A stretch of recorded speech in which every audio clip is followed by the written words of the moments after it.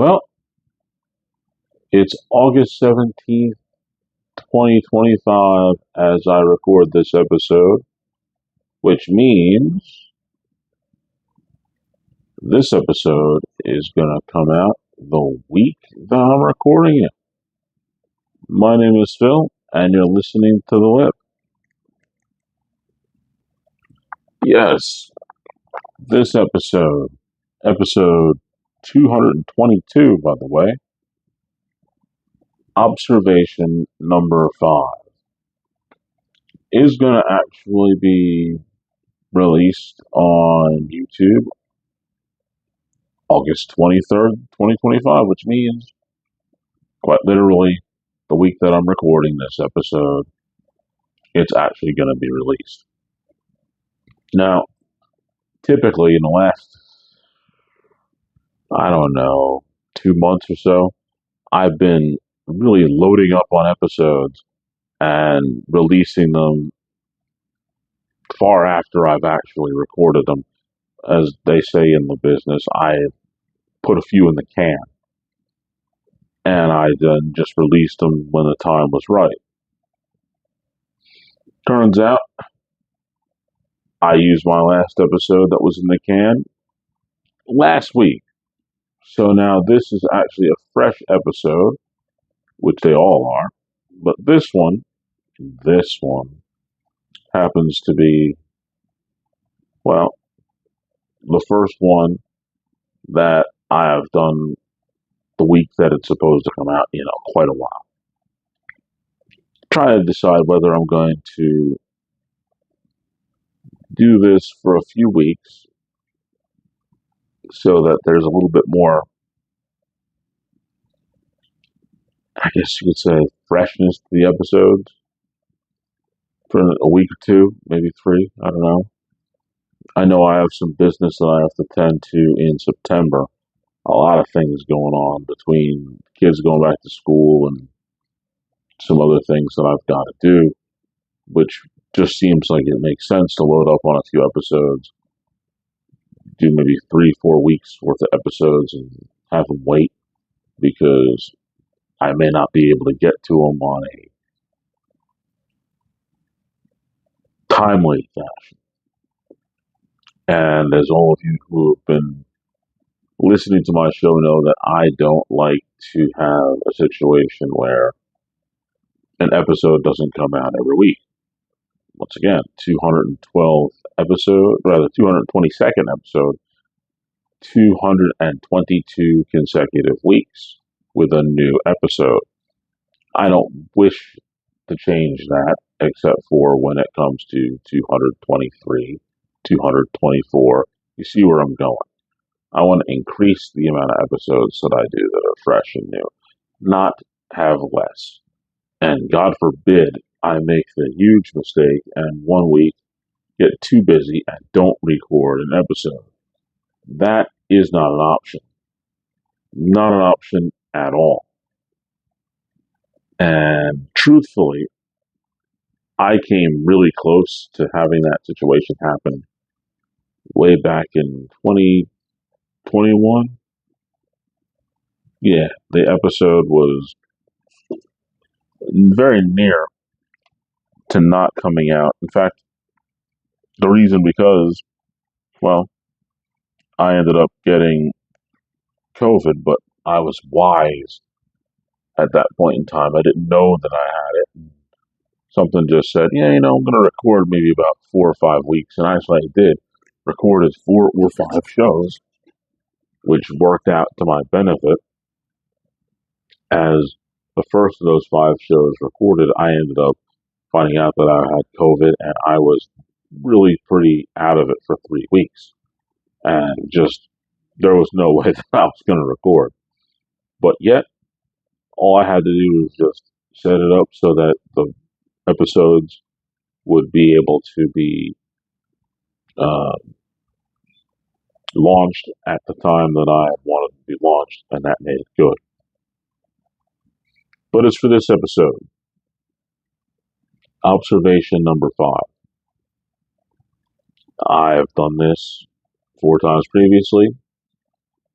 I don't believe off the top of my head that I've done this on the YouTube show, but just for those of you who may not have listened to one of those shows on the Spotify feed, I'm going to tell you what it's about. Real simple observations, just stuff I see and what I think about what I see. That's all it is. I'm going to record on what I've been looking at and then sort of analyze it through my lens. And that's kind of how this episode's going to go. Pretty straightforward. It's been a while since I did one of these, and I like doing these. These are a lot of fun. But that's why I do any of the episodes I do, because I enjoy making that particular type of content. Now, it's time to fill in the blank. Today's blank question is, which do I like to do least? Washing clothes or washing dishes? Well, while I'm washing clothes for years now, I typically would throw in Madden or some kind of game that I would play while I was washing. Since about 2017, while I was doing the dishes, I made it my business to listen to podcasts. So realistically, the answer to that question, which one I would like to do least, is very simple. I actually kind of like doing both because getting to play a game of Madden pretty much through a cycle of the wash or listening to a podcast, or at least a good chunk of one, while I'm doing the dishes. Hi, Phoenix. Phoenix the cat had something to say. I think he prefers doing the dishes. Just seems to be the way it is. Because he doesn't want to get trapped inside the washing machine. Okay, Phoenix the cat. We know that that's probably your choice. But as for me, it's a push. It doesn't matter. I like to do them both because, well, either way I can entertain myself while doing them. So that's really the fill in the blank. Now, I'm about to ring the bell and start the main event. Observation number 5. Main event. Here it is.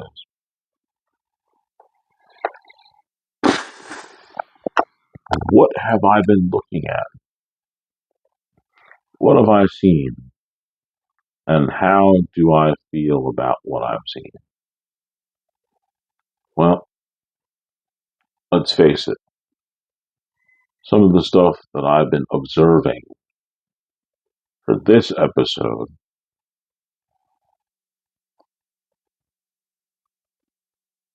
I can say they're all kind of interesting. At least to me. As I've said 100 times before, I make sure that the audience of one who is really entertained by this show gets entertained. And the first thing that I'm going to talk about is the Madden curse. The Madden curse. Why is it something that I'm observing for this episode? Well, I've never observed it before, but I have been paying attention to it. But now I'm going to tell you what I've observed. And as somebody who lives in the city of Philadelphia, I must admit I'm extraordinarily, almost gleeful to know how this horrible Madden curse seems to work, especially over the last several years. And it gives me a great deal of hope and just pure joy to think about the Madden curse, at least this year in particular. What is the Madden curse? For those of you who don't know, I just mentioned Madden talking about doing the laundry. Well, for those of you who don't know, which I highly doubt that there are very many of you who don't, John Madden was a legendary coach for the Oakland Raiders in the 70s who won a Super Bowl. Then it turned out that he moved from coaching to the broadcast booth. During that time, somewhere in the upper 80s, like 88, 85, between rather 88 and 90. I don't exactly remember when the first one came out because I wasn't actually a Madden guy at the time. EA Sports approached John Madden and asked him if he would be the sponsor and use his name for their NFL football game. At first, he said no, because when they showed him the prototype, it was a very similar prototype to some of the other games that were out at the time. And the problem with that was they didn't have a complete offensive line. And when John looked at the product, the first thing he said was, "Where's the other players?" Because football, especially NFL football, has 11 players on both sides. The game, for I guess the development process, they eliminated a few players on the offensive and defensive lines so that they could code it easier, perhaps. But John didn't like it, and he said, "I will not endorse a product that does not have a proper amount of players." And to make a long story short on that note, they finally came through, they fixed it, and the game became 11 on 11 like the game is supposed to be. John was the cover guy for quite a while. Then they started putting players on the cover of the game. And when they put players on the cover, unusually bad things would happen to that player and or their team during the season. Of course, it's one of those situations where once, you don't think about it. Twice, start to wonder. 3 times, it becomes sort of a trend. And it sort of happened like that for years and years. For example, let me think of one cover guy.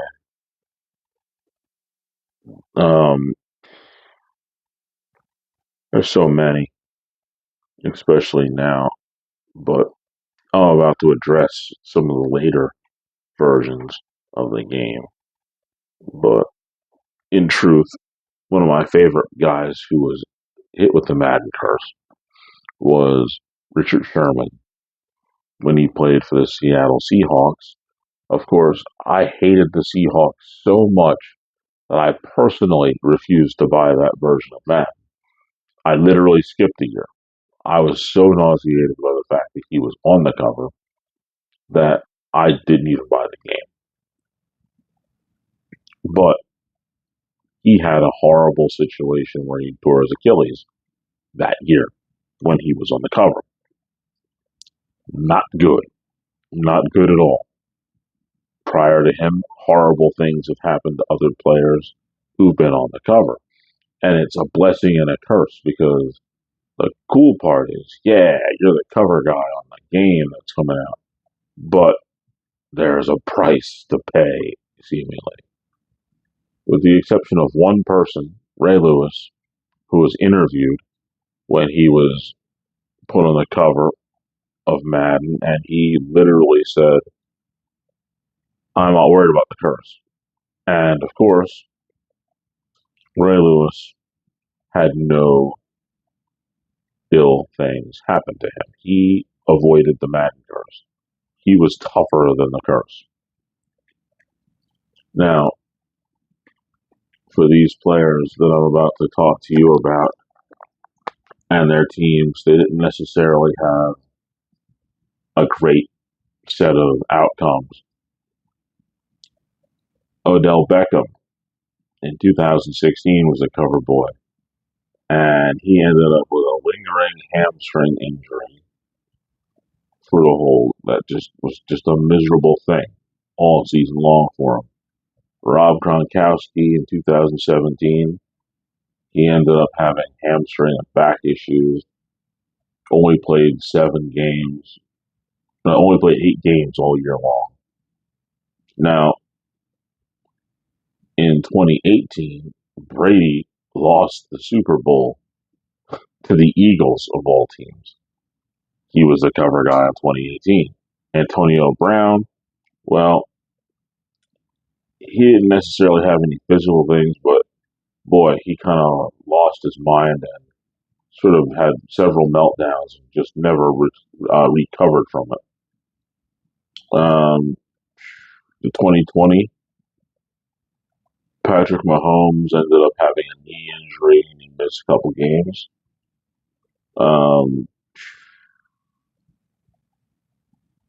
I can say that Lamar Jackson in 2021 had a bad passing season. He didn't do his best. When it was Mahomes and Brady both in the cover, they met at the Super Bowl. But of course, I think that they already had previous Madden curse implications, and so they were sort of exempt because they already dealt with the curse. Now, in 2023, John Madden himself was on the cover, but they put him on the cover because he had passed away. That's not good. Not good at all. Josh Allen in 2024, good, but not good enough. He had a great season, but not the best. He ended up having no MVP and no Super Bowl that year. And the way that he was playing and the way his team was moving, something is definitely could have been said that he could have and should have maybe been the MVP, but he was the cover of Madden, and that would not be the case. And then the one that really hits me hard, 2025,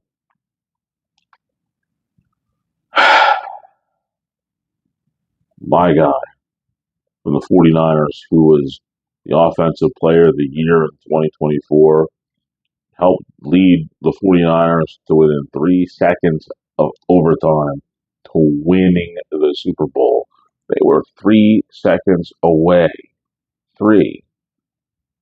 And just couldn't get it done. I'm still not going to get over that. Never ever.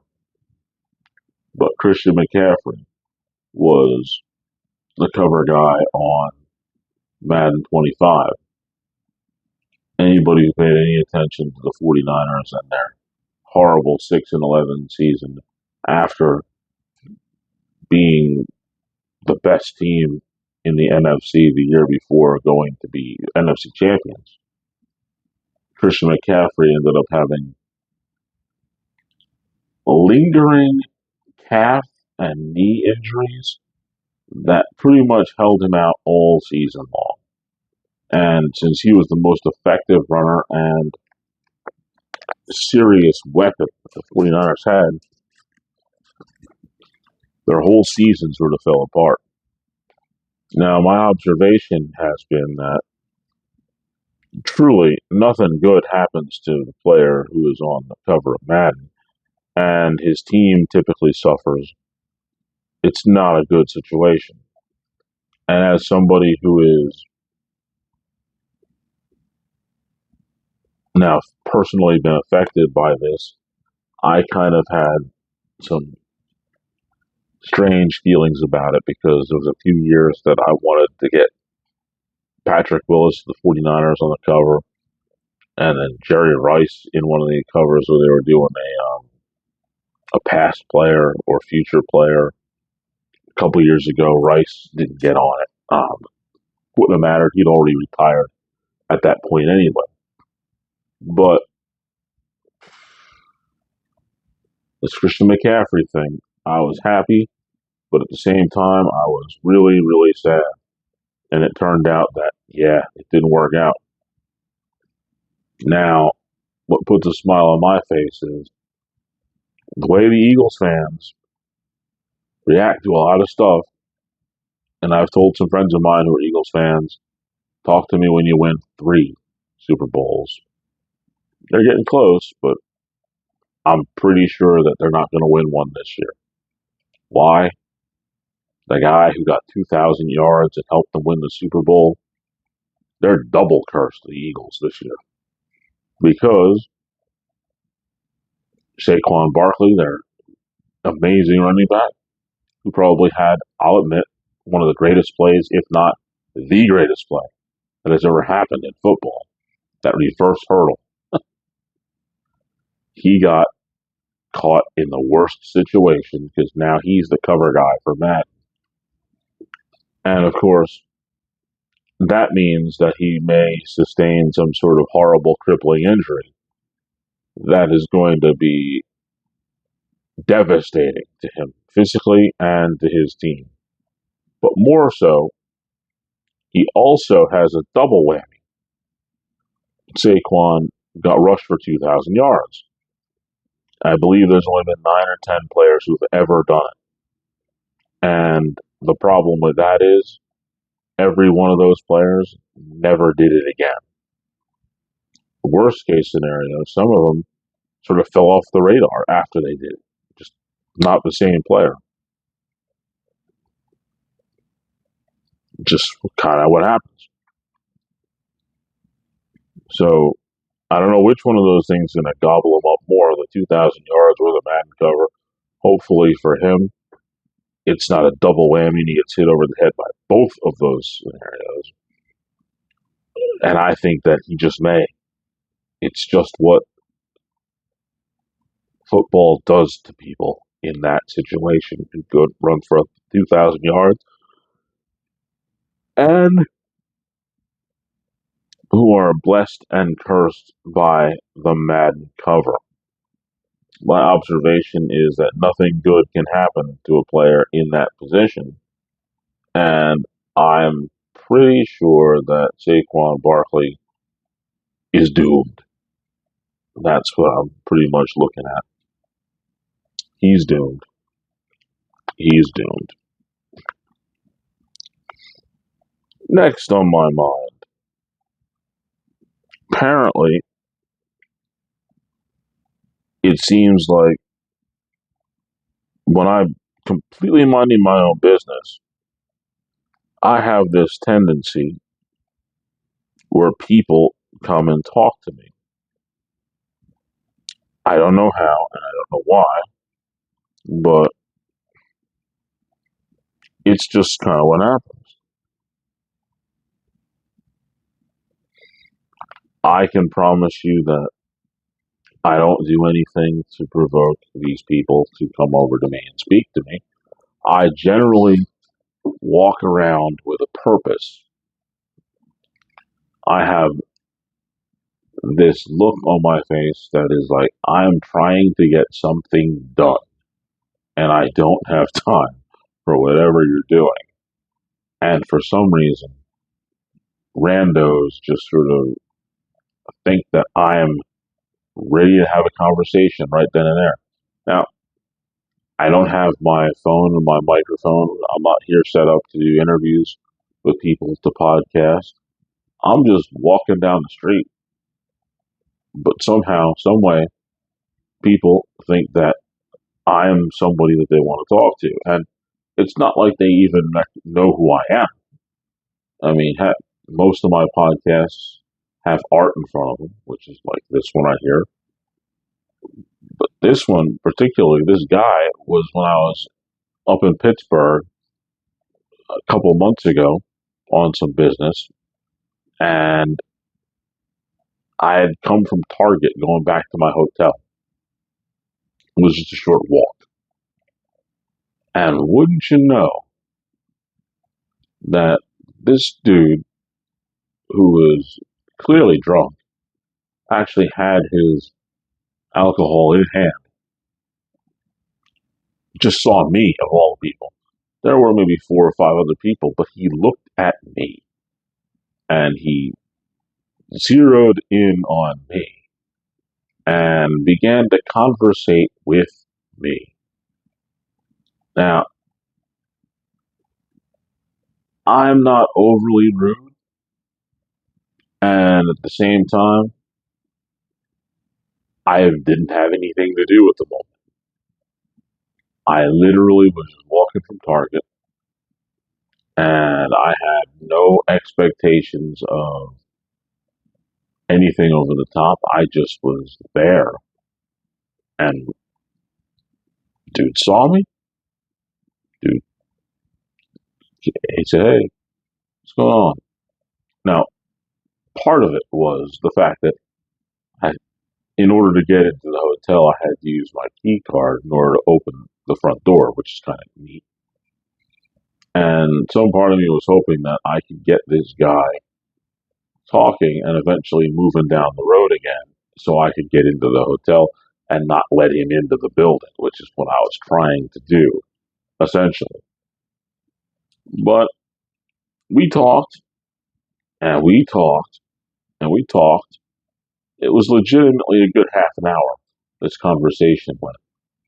But of course, I would say if I had to put percentages on the conversation, it was 90-10, 90 him, 10 me.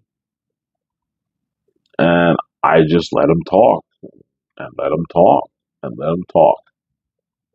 And every once in a while, I would respond to something he said. Like, he told me that he actually went to the University of Pitt and actually played basketball for them for a little bit. And he went into how some of his teammates, because he was about my age, he was in his 40s, he was telling me how things are different and how players are different with the NIL deals that go around now and the money that players make in college versus what they used to when he was playing. He was telling me he was happy to even get a scholarship, which of course is a big deal, and some loans and some grants, but these guys get paid. And I entertained him, and I told him, yeah, it's kind of interesting. And he continued to go on and on and on. And the funny part was people were walking down the street and they were looking at us. And it appeared to me that some of these people probably saw this guy somewhere along the way. And I was just intrigued by the fact that they were intrigued with our whole conversation. And I was just sort of paying attention to the people as they were walking by. And I could see them looking and sort of pointing at the guy because they're like, oh, he's definitely just sort of listening to this guy who is sort of rambling on about everything he could think of. And he's totally drunk at the same time. So this is interesting. Let's just see how this plays out a little bit. As they slow walked past us, not just at the regular pace, they slowed down, waited, watched, and then continued to go. And I was okay with it because, again, I didn't have anything else to do at the moment, except for to go back up to my room. My business at the moment was to just simply watch a little TV before I had to do the business that I had to do the next day. So I just sort of said, well, this is something to do. But my observation is that this guy in Pittsburgh is not the first guy that has talked my ear off for no apparent reason. There was a guy about, I guess it's 14 years ago. Yeah, 14, nah, 15 years ago. Because it was, nah, it's 14. Yeah, about 14 years ago. I was getting off the trolley and then ready to take a bus the rest of the way home. And another individual who I'd never met, and he was waiting for the bus too. Just so happens there was two buses on that same stop, and we were there, and it was a Sunday, so the buses were running a little bit farther apart. And I was pretty much exhausted from working in the auto shop, but he was there, and he was telling me everything he was about to do for the next couple of days. He was starting off with the fact that he was going on a date right then. He was an older guy. At the time, he was probably in his 50s, upper 50s, low 60s. And of course, at that time, I was in my 30s. And he was sort of telling me about the date that he was going to go on and how good the girl could cook and how they were talking for a while. And he finally broke through and they were about to go see each other for the third time. And he was telling me he couldn't wait, how much fun he was going to have. And I just thought it was real special that he's telling me all this. And I'm just a guy who got off the bus. And I'm just waiting for another one. But he tells me all about it. And he says, this date's going to be extra special because it's my birthday. And of course, at that point in time, I couldn't resist. I had to tell him happy birthday. But of course, I didn't ask him exactly how old he was going to turn. But so my estimate still holds strong. I think he was in his upper 50s, lower 60s.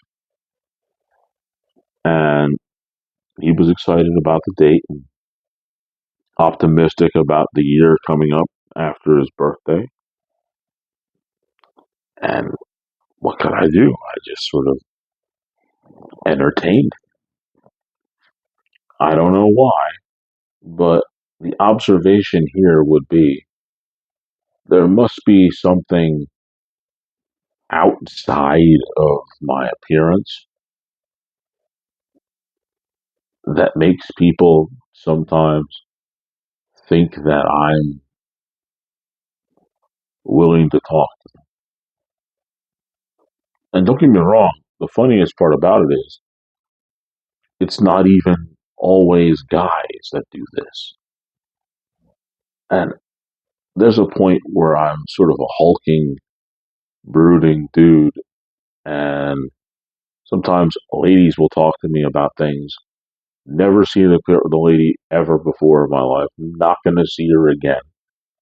And sometimes an older lady, sometimes a younger lady, and they'll talk to me about stuff. It's like, what do I look like? A therapist? Maybe it's because my name is Phil, and they just sort of assume that everybody named Phil is like Dr. Phil. I don't know. That's all I can think of. They just tell me their problems because that's what they must assume. Any Phil is good enough. No, Dr. Phil will work. And that's the only observation that I can come up with that. Like, I don't know why these people think that I'm interested in what they're talking to me about when they walk up to me and just randomly speak to me about things. And I just find it very, very interesting. Like, I'm not seeking out the attention. In many ways, I'm trying to just get something done and I want to just move right on and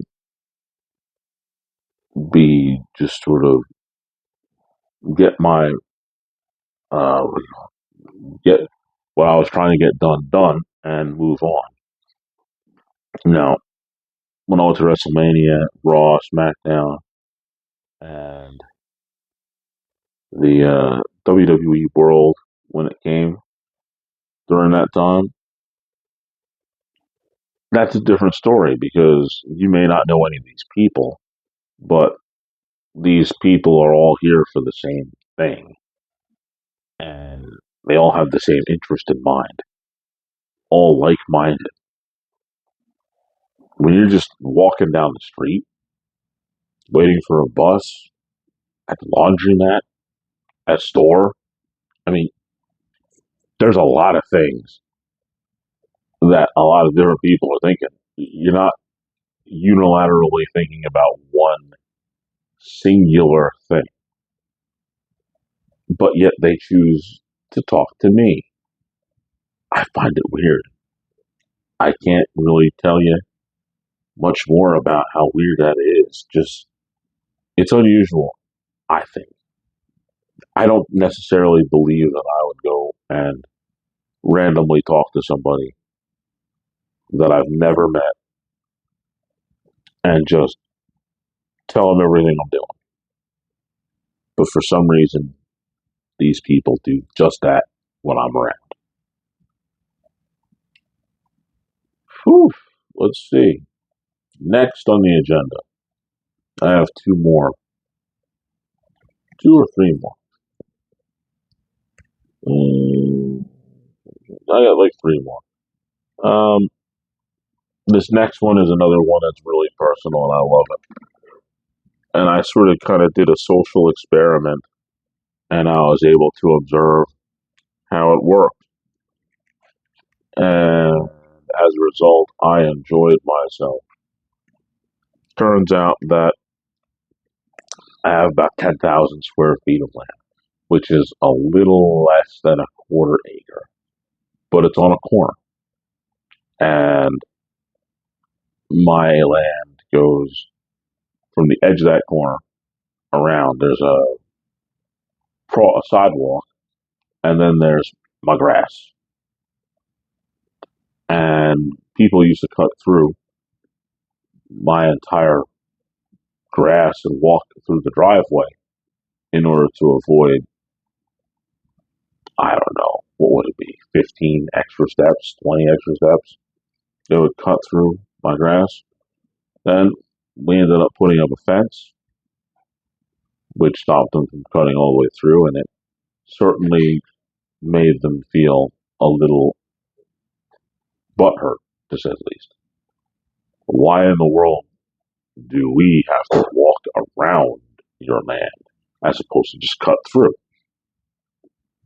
Just so much easier if we could just walk right on your grass and through your driveway and continue on to cut all the way through to get to where we want to go.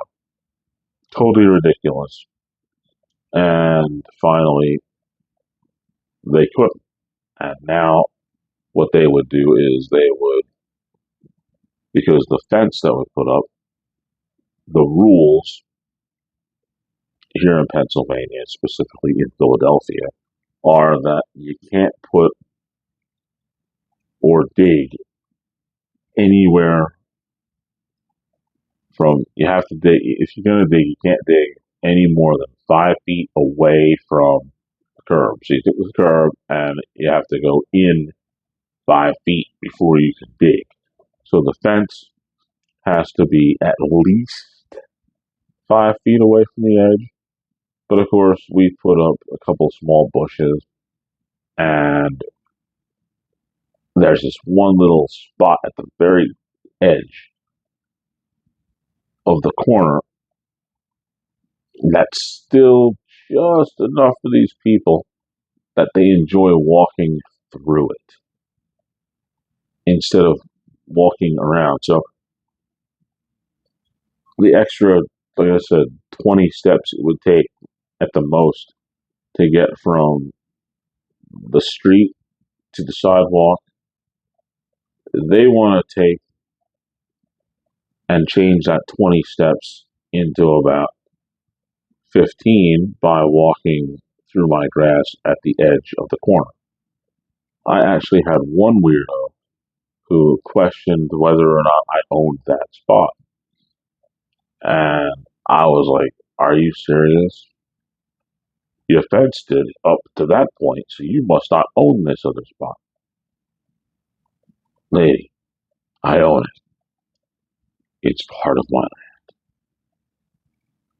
You can't put the fence directly on the edge because the water department has water pipes that are underneath that area, and the gas department has lines that are going in that direction. Can't dig there. It's under my land, yes, but that's where they are. So I mentioned that I did a social experiment.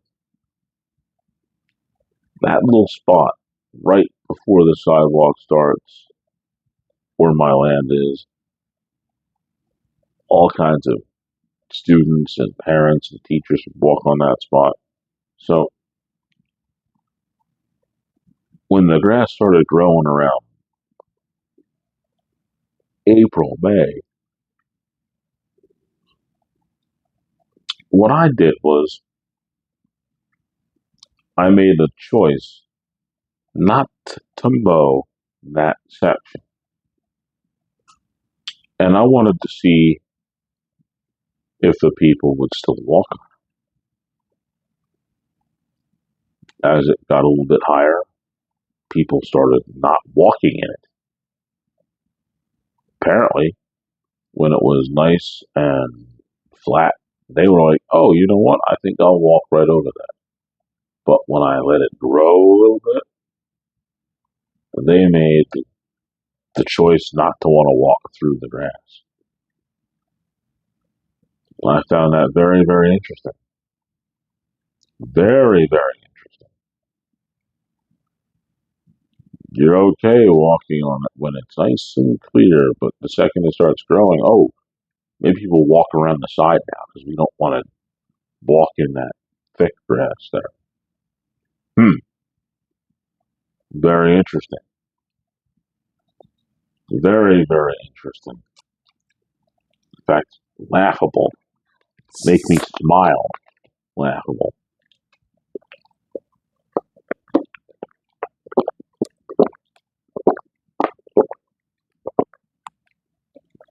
I needed some cherry Pepsi, sorry.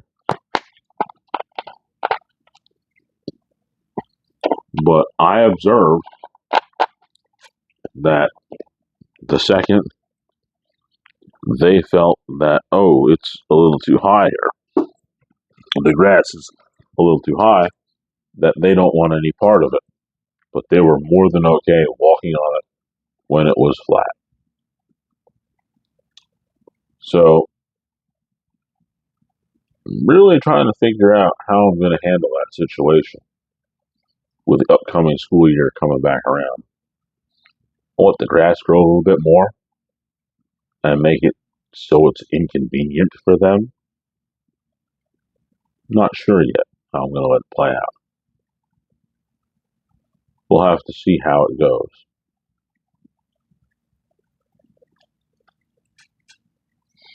Another observation. I may have had a couple of tirades about how much I truly hate the baby on board stickers. Drive carefully. I have a baby on board. I really hate all that stuff. I really do.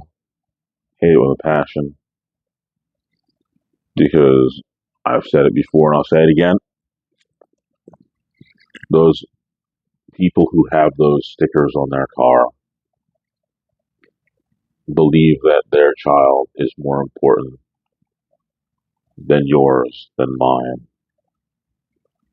They just feel that because they're on the road with their kid, that you should drive better because their kid is more important than yours.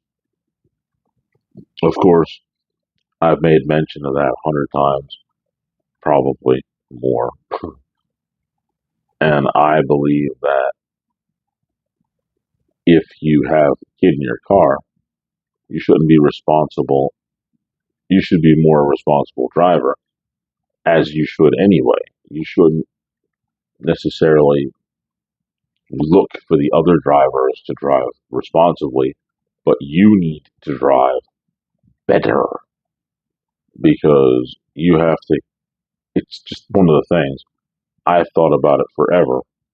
You literally have to believe that everybody else around you can't drive, and then you make sure that you do what's necessary. You make the right decisions because you have to consider that the other people around you will not. And of course, thinking like that, whenever I get to a situation, it's like, okay, I'm going to assume that the person who's driving the other car is a complete idiot. And because of that, I'm going to do something that is going to be smart. And I'm going to do so in a defensive manner, thinking that, well, this person is not going to do anything right. So I need to be prepared for the stupid thing that they might do. And that's sort of how I would think about it. So if you have one of those stickers on your car, besides the fact that you feel that your kids are better than mine and that I should change my driving habits because of your children, think to yourself that maybe you should probably learn how to drive a little better. Just saying. And that's not even what I was observing about today. It's just I always get fired up when I think about that. Not to mention my next favorite thing about the baby on board signs, or please be careful because I have a kid on board. What that is it's also a sign to any child traffickers or kidnappers or molesters that there is, in fact, a child at this address. And so, if they want to do harm to your child, all they have to do is casually follow you home, see where you're at, and they'll know, okay, there's a kid here. All we gotta do is wait, and eventually we'll have we'll have an opportunity.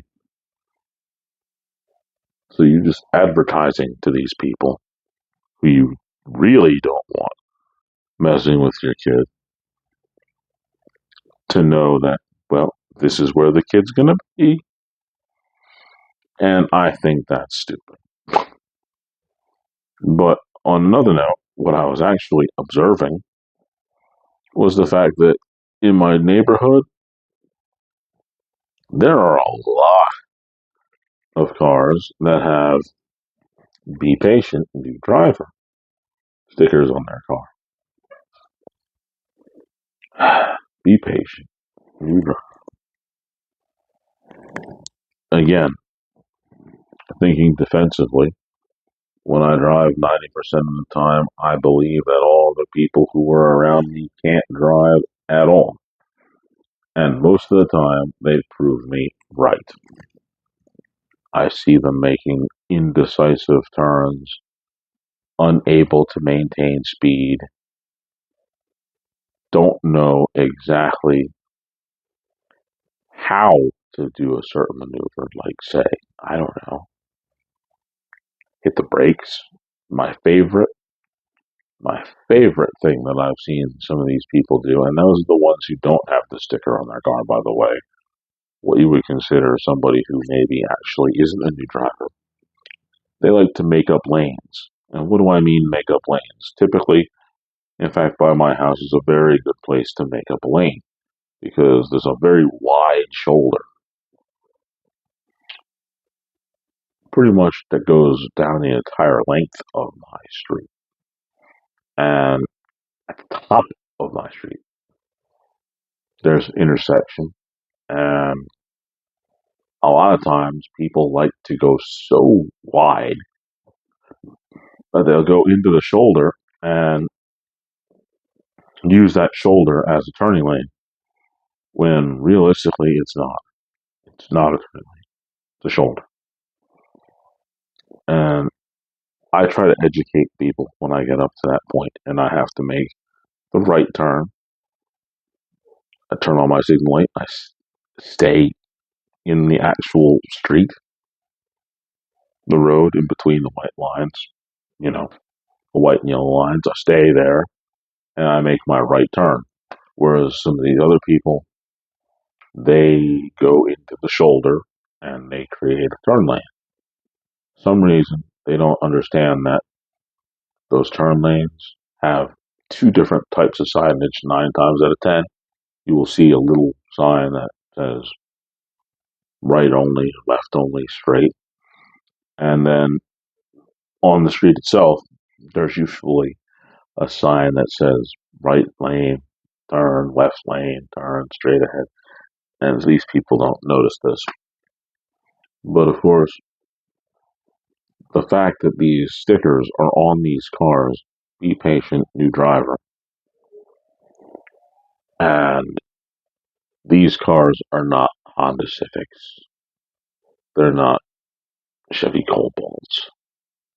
A lot of times, they're like Nissan Armadas, or I saw somebody with a Tesla that had be patient, new driver. And all I could think to myself is, self, this person is pretty much telling the person that they are probably going to run into eventually that they are already paying a very high premium because they are driving an expensive car and they are a new driver, which means their insurance is sky high. And they really need you to watch out for them because if they get into an accident, their insurance is going to be over the top high. And the likelihood of them getting into an accident in their new Tesla, well, depends on how new a driver they are.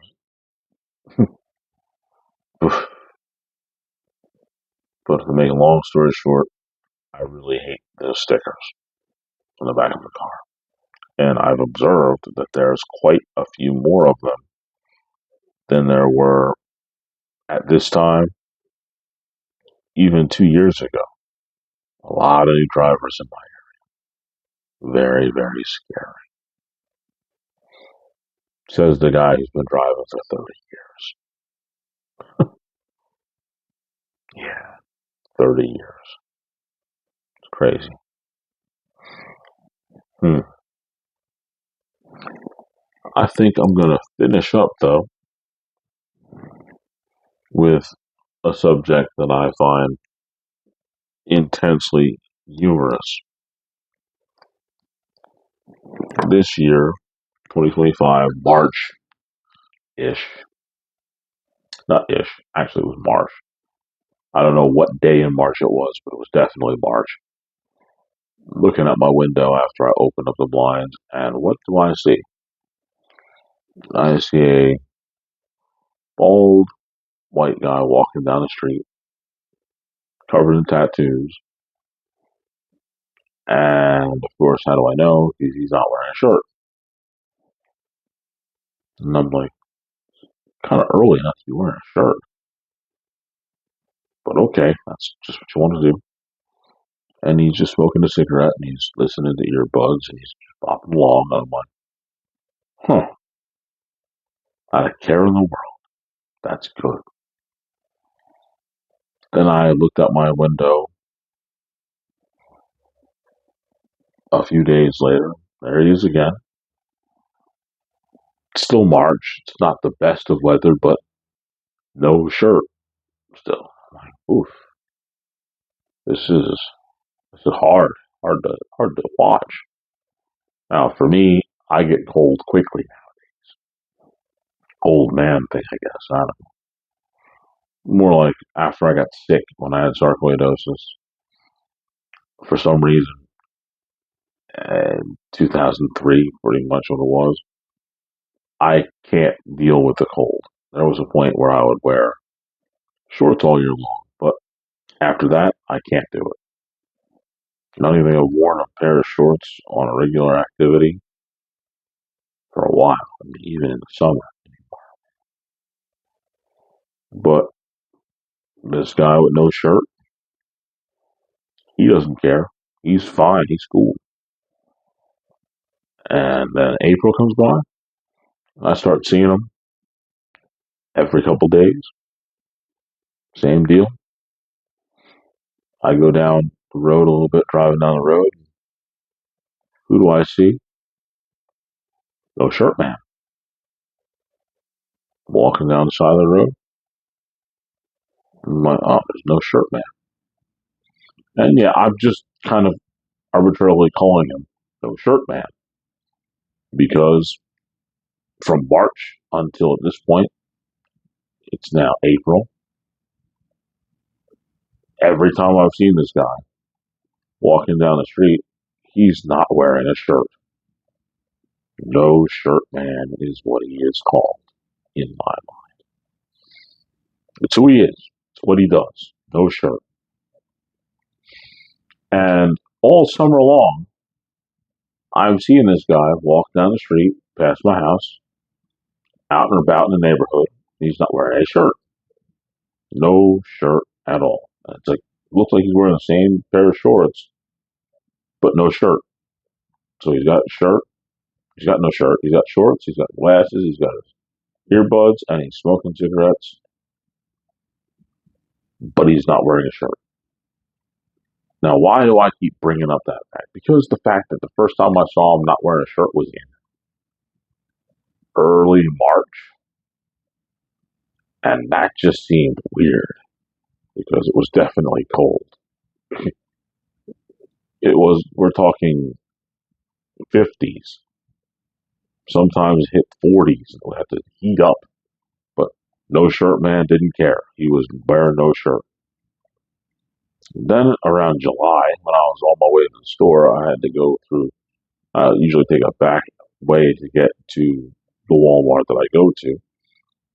I'm looking and I just so happened to catch a house, and who's sitting there?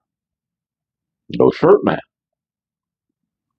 Where is he sitting now? Is he in a chair on the porch? No, no, no. No shirt man is in the driveway. And it's an asphalt driveway. And it's like 85 degrees outside. No shirt man is not sitting on a towel. He's just sitting on the asphalt driveway. So no shirt man is on this blacktop with the heat just radiating off it and the sun beating down on him. And he's just there, no shirt. And then I drove by on the way back home, and there he is. He's not sitting up anymore. Now he's laying his back on the asphalt. And like I said, it's like 85 degrees, and it's blacktop, and he's now back first on. And before, at least he was bopping his head and he was moving, but at this point in time, he was laying there. And for some part of me thought that maybe he was dead. Some little part of me said, I think No Shirt Man just died of heat stroke in the time that I was driving to the store, finished my stuff, and came back. I think he might have died because the heat that he was dealing with, I'm like, man, he must be really dead. And there was nobody who was looking at him except for me. There weren't any other cars around, and there was nobody out in the other houses. So I'm like, man, should I stop? Should I say something to him? He's like, you all right, bro? But then I just realized much like when I had to save the drug addict across the street, I don't know if I necessarily wanted to get involved. So I just sort of minded my own business, just kept on going. Somebody else will pick him up if he's dead.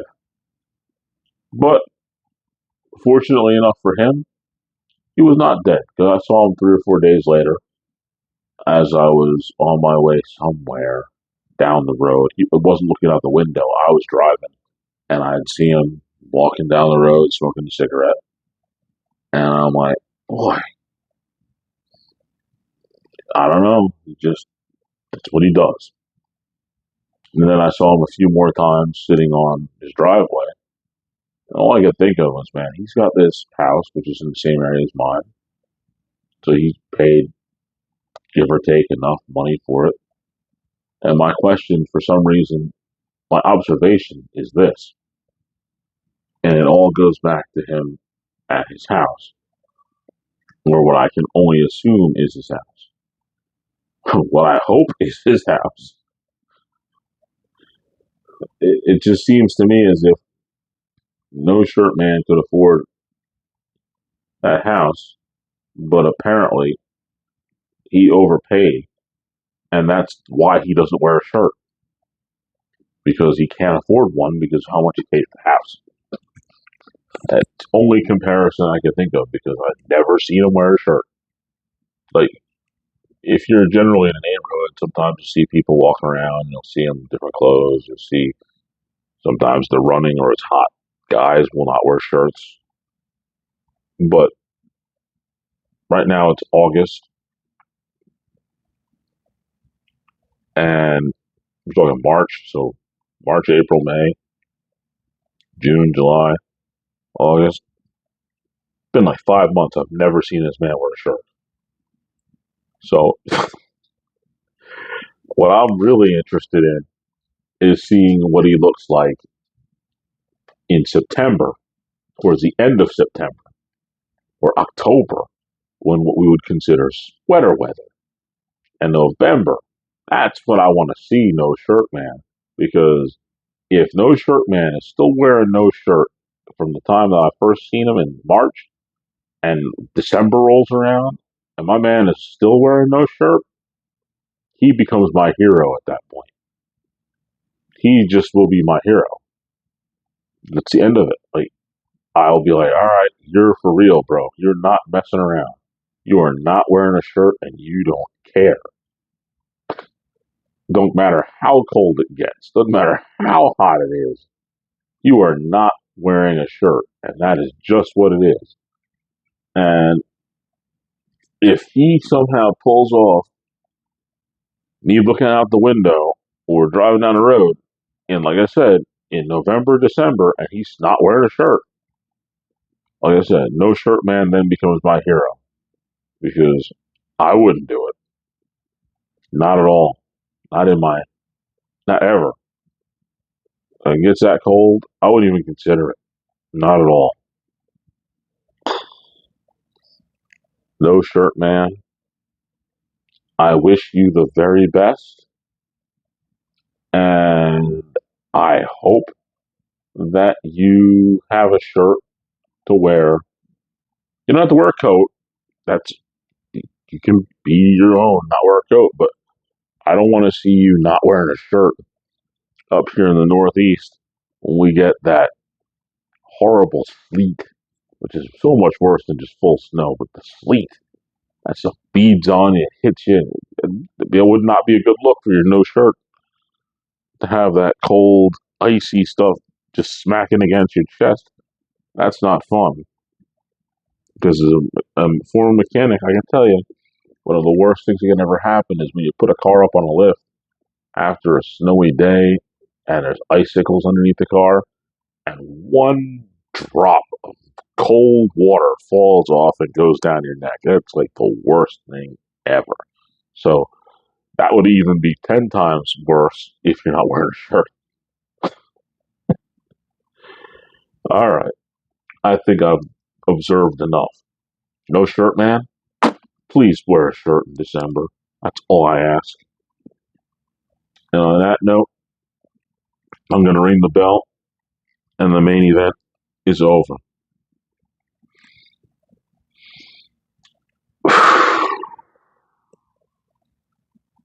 Just got myself all aggravated thinking about the spear of the week, which of course is going to be those people with those signs.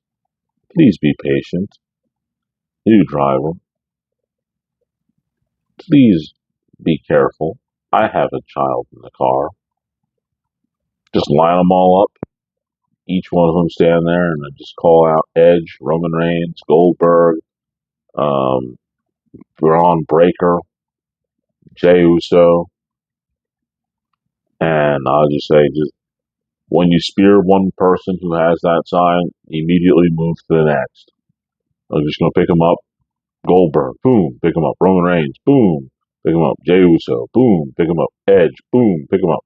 And then everyone along that line who has those stickers constantly gets speared by all these gentlemen all the way down the road until we get every single one of them speared by every single one of those gentlemen who do the spear so devastatingly awfully, just breaking people in half type things. Especially Braun Breaker. I need him to spear these people.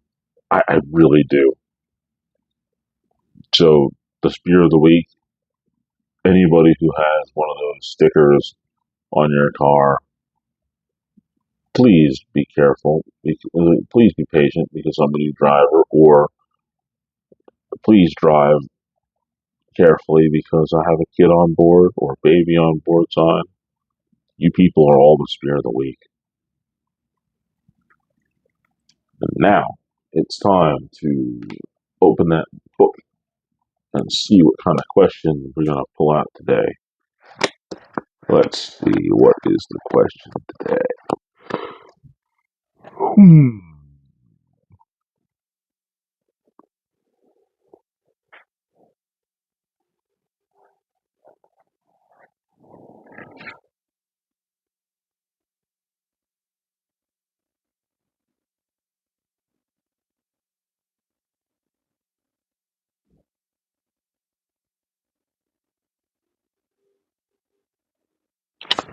Well, this one will do.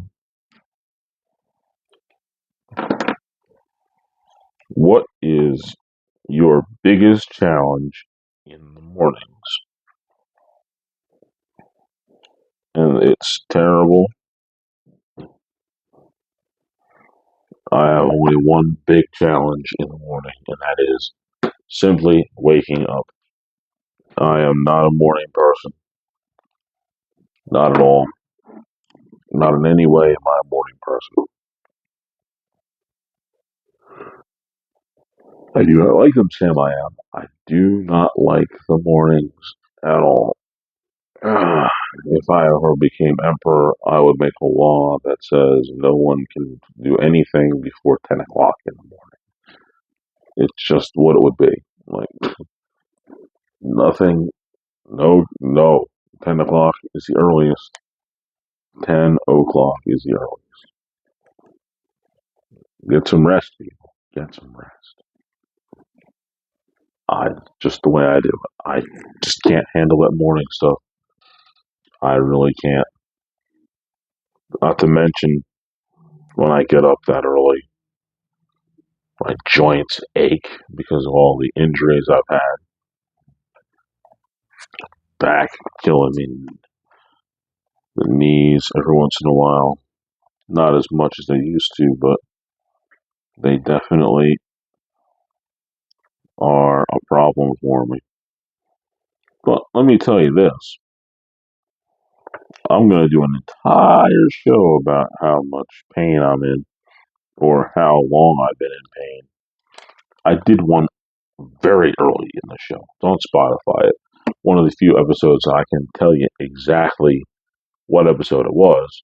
It was episode 3 on Spotify. My third ever episode, called it Pain.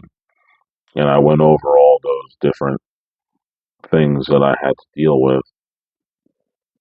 And my goodness, the mornings just got worse with these new injuries, the back and the bicep. Just It's not fun. So that's how I answer that question. Between the pain and just the misery of waking up that early, because I just not a morning person. I'm just not. Finally, it's time to shut down the show for this episode. The painting that you're looking at in the background is called Fluid Peace. Peace can be fluid and very hard to maintain, but if we work together, we can hold it and keep it strong. It's kind of what I think about peace in general. Almost should have made a series about all these peace sign type projects that I did. Did about four of them. Would have been a nice little series for 2025, but it is not to be. Speaking of which, I need to double check where my book is for my paintings because I got. Oh, no, there it is right there. Good. Gonna have to look that and review it. Make sure I'm up to date that I have all the ones that are named and ready to go. But you can definitely find me on Instagram at Philip Henderson 5102. Join us. Join us. Our Facebook group. Join us. The LIP Facebook group. There is always room for one more. There always is. This channel needs more subscribers. Had a ton of people listen to um, episode 2 weeks ago. It was a very welcomed amount of people. In fact, it turns out that is now highest um my highest viewed show. Very interesting. This one, yeah. It's the What Are We Doing 5. Ended up having my highest viewing show of all time. Any show that I've done, either Spotify or YouTube. It is the top show. Thank you all for listening. And hopefully the goal is, can we beat it? Can we beat it? We'll find out. But I do believe I have to leave you with some words of wisdom that unfortunately I can't remember if I gave you or not. So the best thing I can do is give them to you again. But I don't think I did, and that's what makes these words so much more interesting. Because I think that they hold true to all those people who came up to me and just talked to me a whole bunch. And hear those words that I'm about to say. Nothing is more intimidating than breaking an awkward silence in a strange way. Nothing is more intimidating than breaking an awkward silence in a strange way. Whether or not I've already said these words of wisdom before, they definitely hold true based on those people who came up to talk to me. Usually, there's nothing going on. Nobody's really saying anything. And then kind of that weird, awkward silence. And then somebody speaks to me. And I'm thinking to myself, this is weird. And it makes you sort of on edge, a little nervous for a second, because you're not really sure what to do in that moment. So truly, an awkward silence being broken in a weird way is quite intimidating. But I hope you're not too intimidated to listen to next week's show because, well, I'm going to flat out tell you that I'm not going to go and make it overly for the squeamish, but I'm not going to sugarcoat too much. The episode's going to come out on August 30th, which is a couple of things: the birthday of the greatest cashier of all time, and the anniversary, the 20-year anniversary of when I destroyed my ankle. Thus, I'm going to do a show about not just my ankle injury, but I'm going to go down the list and I'm going to talk about all of the injuries that I've had. And yeah, I can fill an entire show with these injuries. There's that many. Some of them are minor, some of them are major, major. The ankle, for example. And of course, the torn bicep. My goodness, I'm going to have fun talking about that. Hopefully, you'll be with me and listen to that episode and appreciate, hopefully, how little pain you're in. And hopefully,